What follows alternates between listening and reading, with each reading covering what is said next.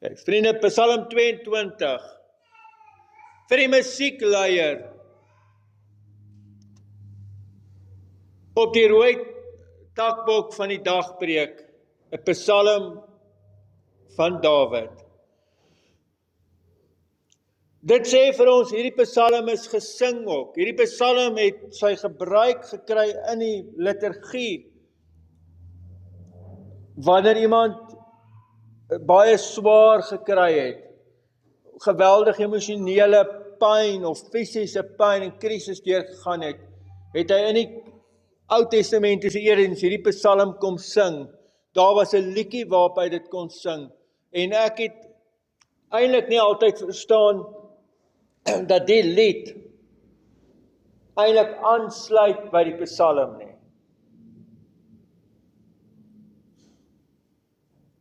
Blykbaar is daai tyd wanneer dit begin lig word, wanneer dit die dag breek. Julle weet nou hoe mooi dit is en weet van julle sien nou nie baie sonsopkomste nie, maar staan eendag nou 'n bietjie vroeër op, wag nou net in die winter sal jy dit sien. Dis blykbaar die tyd wat dit die gevaarlikste tyd vir hierdie bok is. Hierdie rooi takbok is dan die weerloosste vir prooi wat hom kan vang. En daar's baie geleerdes wat vandag sê dat die keuse van die lied waarop hulle dit gesing het gepas by die Psalm. Dan begin hy, my God,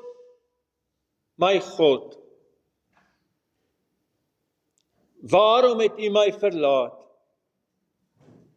Waarom is U ver daarvan om my te verlos? Ver van die woorde wat ek uitskreeu.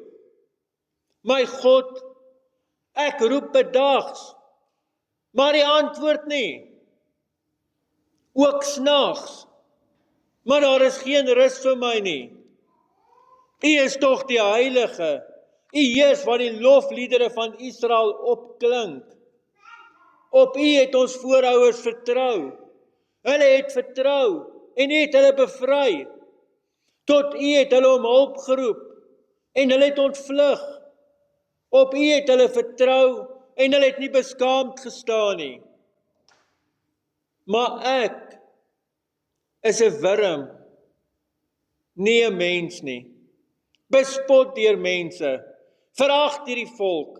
Almal wat my sien, dryf met my die spot. Hulle gryns en skud die kop. Wend jou tot die Here en laat hy hom bevry, laat hy hom red, as hy hom goedgesind is. U is immers die een wat my uit die baarmoeder gehaal het, my op die borste van my moeder laat vertrou het. Op U is ek aangewese, van die moederskoot af, van my geboorte af is U my God. Moenie ver van my bly nie, want die nood is naby. Daar is immers niemand wat help nie.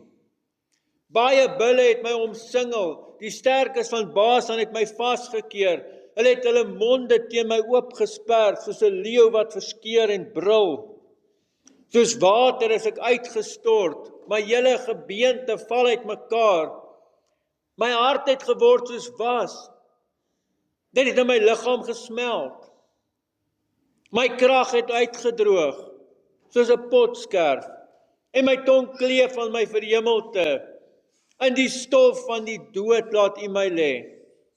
Inderdaad, honde het my omsingel.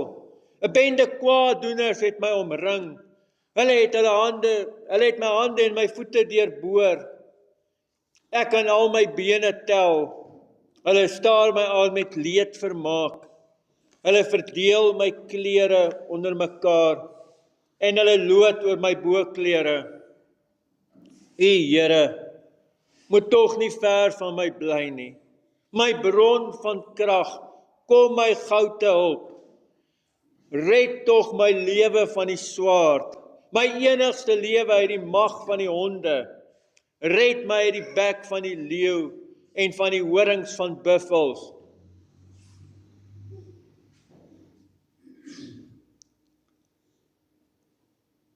U het my geantwoord. Ek wil die naam verkondig aan my broers en die byeenkoms wil ek U loof. Julle wat vir die Here ontzag het, loof hom.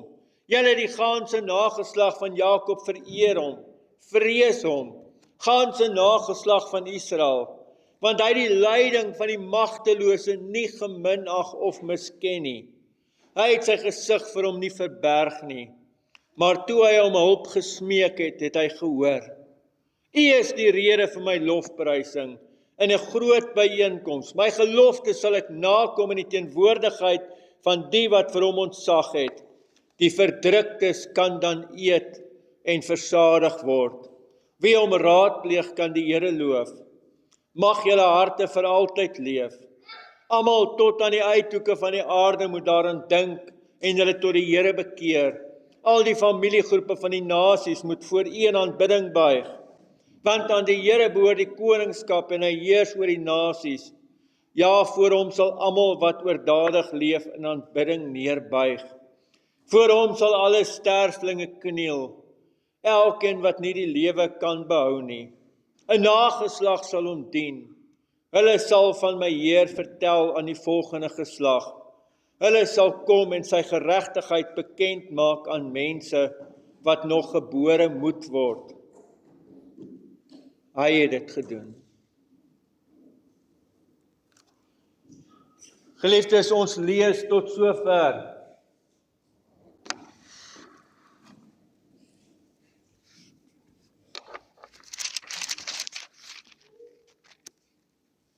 Hierdie Psalm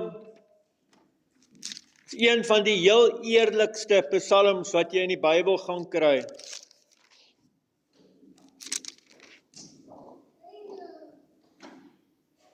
Ek wil jy moet baie goed verstaan dat hierdie psalmdigter nie met jou oor God praat nie. Kan ek dit weer sê? Hierdie psalmdigter praat nie met jou oor God nie. Hierdie psalmdigter praat met God self. En dit verander baie. Hierdie psalmdigter beleef een of ander geweldige krisis. Maar wat regtig verskriklik is, ek meen ons lees goeters dat dit lyk, hy is so uitgeteer, hy kan sy bene tel, die ribbes tel. So iets het gebeur, ons weet nie wat nie, ons weet nie watter situasie dit was nie. Maar hier was 'n ongelooflike krisis. Verder moet jy vir geen oomblik dink dat hierdie psalmdigter nie 'n diep gelowige kind van die Here was nie. Hy was. Die uitdrukking reg deur die psalm lees ek heeltyd. My God, my God, my God. Vers 3, weer 'n keer, my God. En so gaan hy aan. Hierdie is iemand wat 'n diep verhouding met God het, wat naby die Here leef. En dan gebeur hierdie verskriklike ding. En dan moet jy sien wat gebeur. Hierdie psalmdigter gebruik woorde wat ek eintlik in my gebede te bang is om te gebruik. Ek dink nie ek sal reguit sulke goed vir die Here sê nie. Maar hierdie psalmdigter doen. Hierdie psalmdigter vra reguit vir God, waarom het U my verlaat?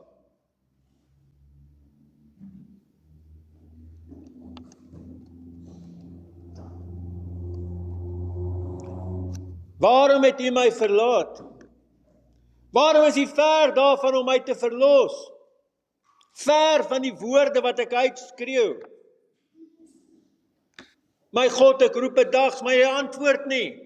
Ook snags, maar is geen rus vir my nie.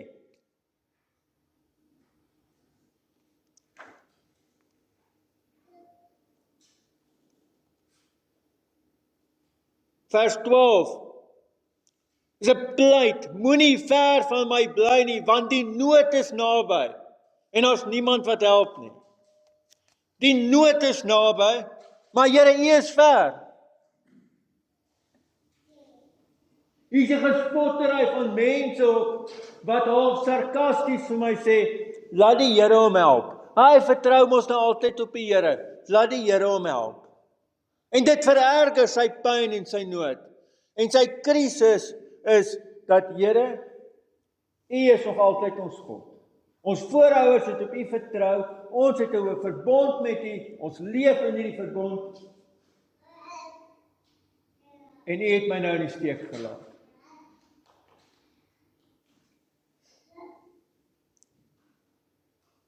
Here, U het my gedrop toe ek U nodig gehad het. Dis wat die psalmdigter sê.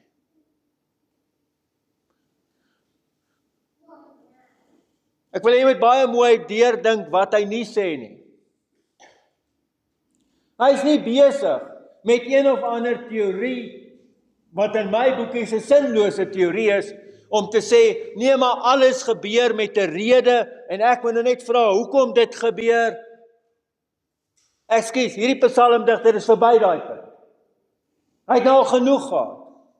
Die volgende keer as iemand weer met hom kom, met een of ander mooi, soetsappige storie, wat sê alles gebeur met 'n rede, dan klap hy hulle ook vir daai leeu's. Hierdie ou het seer. En die dieptepunt van sy seer, lê dat God ver is. En die nood en die pyn is naby. So geliefdes, ek wil weet, of jy in jou lewe al so gevoel het. Of daar iewers in jou lewe 'n tyd was en 'n plek is, waar jy gevoel het, maar Here, ek bid dan. Ek leef naby U. Ek probeer alles. Ek gee my lewe vir U en ek voel of mag dit nie sê nie, want net sê hulle dit is sonde. Maar dit voel of dit help nie dat ek bid nie. Ek weet nie hoekom bid ek nog. As jy ooit in jou lewe so gevoel het, dan is hierdie psalm vir jou.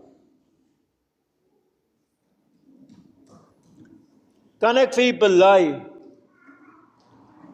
Ek is bang. Ek sien nie altyd kans om sulke goed vir die Here te sê. Selfs al voel ek so, ek is bang om dit vir hom te sê. Maar blykbaar hierdie psalmdigter nie. Die ander ding, wat ek uit die Bybel uit agterkom is, maar God kan dit hanteer. Nie net kan God dit hanteer nie, hy laat dit in die Bybel opgeskryf word.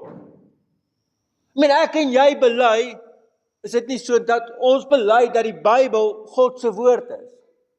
Ons bely dat God op 'n manier deur die Heilige Gees gewerk het, en daarom is sekere tekste in die Bybel. So die Here gee in die Bybel 'n teks waarmee ons hom kan aanvat. Besef jy dit? Verstaan jy wat gebeur? God gee jou die woorde. En dit is wat die Here Jesus gedoen het. Toe hy daar aan die kruis was, en ons probeer verstaan, maar ons kan nie, ek is op 'n punt in my lewe waar ek nie meer die kruisigingstonele kan kyk nie. Dis net vir my te erg. Dit ontstel my te veel. En om dan te besef, en ek lees boeke, en dan hoor ek, en ek dink hulle is reg, as gelowiges sê, dat die fisiese pyn was net 'n gedeelte van dit. Die emosionele pyn, die geestelike pyn, dat hy wat sonder sonde is, al die sonde van die wêreld word daarop hom gelaai. Hy wat al hierdie mag het, moet dit prys gee, magteloos daar aan 'n kruis hang. Hy wat perfekte harmonie met sy Vader het, voel daar aan die kruis, my God, waarom het U my verlaat? So wanneer Jesus op 'n punt in sy lewe is, wanneer hy nie kan bid nie, want dis te erg, dan gaan hy na 'n psalm toe en hy bid 'n psalm. So in die eerste plek wil hierdie psalm vir my en jou leer, wanneer ek en jy op plekke kom, en ons kom op dit, wanneer ons op plekke kom waar dit vir my voel, ek kan nie meer bid nie, ek het nie die woorde nie, my gebede voel nou, dit voel nou soos 'n rympie, want iets is fout. Dan wil hierdie psalm jou uitnooi en sê, blaai deur die psalms. Blaai deur die psalms, lees. Ek beloof jou, jy gaan een van die 150 kry wat presies sê wat jou hart. En dan vat jy daai psalm en jy bid dit vir die Here en jy sê, Here, hier is my woorde. Hier is hoe ek nou voel. Hierdie psalm daag my en jou uit om eerlik in ons gebede te wees. Ons kan ons baie keer baie ordentlik bid, né? Here, baie dankie dat U ons so veilig bewaar. Dankie dat U altyd vir ons sorg. Meanwhile weet jy nie waar jy môre bord kos gaan kry nie. Maar ons kan so ordentlik bid. Hierdie psalm sê, wat God wil hê, is die egte waarheid wat in jou hart leef. Hy kan dit hanteer. Skus, hy kan daarmee deel. Moenie voorgee voor hom nie. Haal die maskers af. Hou op met hierdie voorgee, met hierdie pretend. Dit werk nie in jou verhouding met God nie. Egte godsdiens, egte verhouding met God, is jy rou eerlik voor die Here. En as jy sukkel om woorde te kry, as jy bang is om jou woorde te sê, dan gaan soek jy in 'n psalm dit. Jesus het gesê ons mag dit doen. En daarom kan ek dit doen. En dan, ons weet nie hoe lank nie.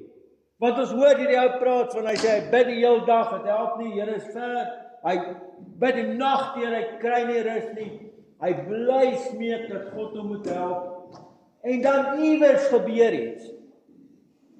Die psalm sê ook nie vir ons wat nie, maar iewers gebeur iets, dat hy weer God se teenwoordigheid beleef.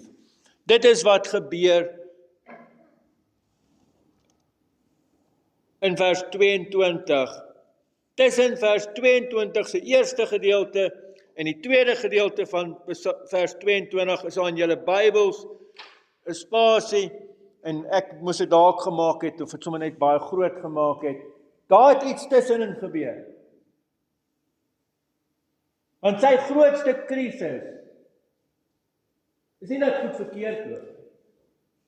Sy grootste krisis is dat God weg is. En hy soek vir God. En hy het vir God gevind in hierdie eerlike woorde, in die eerlike worsteling met die Here, het hy vir God gekry.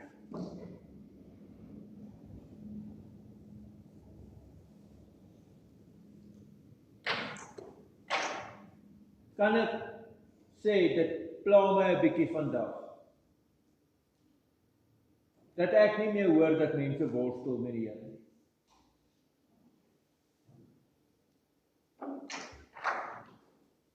Ek onthou my heel eerste gemeente was daar 'n oom wat baie naby aan die Here geleef het, oom Corrie.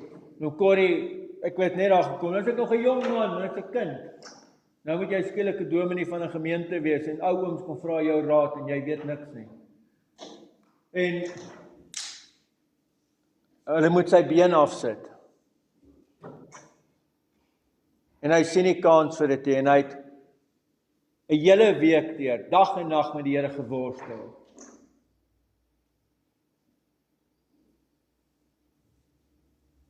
Sê hy vir my, Die Here het gewen. Sê oom, wat bedoel jy? Hy sê, ek het vrede gekry by God. Ek is in God se hand. Hulle gaan my been afsit, ek het 100% vrede daarmee. En van daai dag af het hy vrede gemaak. En hy het 'n wonderlike lewe na dit gehad. Maar daai worsteling met God het iets gedoen wat jy nooit van hom sou kon wegvat. So ek wil vir jou uitdaag, moenie daai gedeelte, wat is die mooi Afrikaans om te sê, moet dit nie skiep nie. Moenie by daai gedeelte verbygaan nie, né? Daai worsteling met God is krities, dat jy vir God daar vind. En dan is hierdie belydenis. En dan roep hy nou sommer almal, dan is hy nou nie meer skaam nie. Onthou, dis nou dieselfde ou wat die mense het lelike goed vir hom gesê. Nou roep hy al die ouens uit, almal reg oor die wêreld moet saam met hom die Here prys oor wat die Here gedoen het.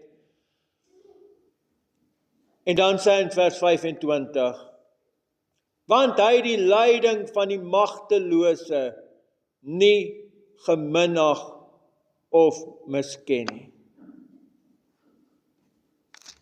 Hy het sy gesig vir hom nie verberg nie. Onthou, dit was sy krisis, né? Waarom het jy my vra? Here, jy is sterk. Hy het gesê, jy het nie gesig vir my verberg. En iewers het iets gebeur, dat hy nou bely, maar God het nie sy gesig vir my verberg nie. En God het my raak gesien. Want hy die lyding van die magtelose nie geminag of misken nie.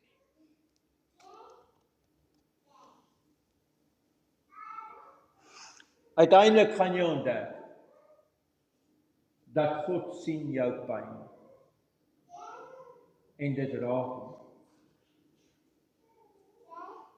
Soos dit hom geraak het, toe sy seun aan die kruis gelei het. Jou pyn gaan nie by God verby nie. En my gebed is dat vanaand se nagmaal dit in jou hart kan bevestig. Want die nagmaal praat van God wat gebreek het. Dit maak nie in my kop sin nie. Dit maak glad nie sin dat God kies om dit te doen nie. Maar dit is die toppunt van sy liefde vir my en vir jou. So ek bid dat jy in hierdie nagmaal die teenwoordigheid van God baie naby sal ervaar en dat jy sal ervaar dat jou nood is legitiem, hy sien dit raak, dit tel vir hom. En watter gevoelens jy ook oor dit mag ook al beleef, hoor hierdie woorde, jy mag dit beleef, jy mag so voel, dis okay, God kan dit hanteer, amen. Here almagtige God, baie dankie ook vir hierdie teks. Dankie dat U hierdie woorde vir ons gee. Ja, Here, ons wil baie vinnig beweeg na die lofprysing. Ons wil baie vinnig beweeg na, maar U het ons gebede geantwoord. En baie keer in ons lewe gebeur dit nie so vinnig nie. Of baie keer voel dit of dit nooit gebeur nie.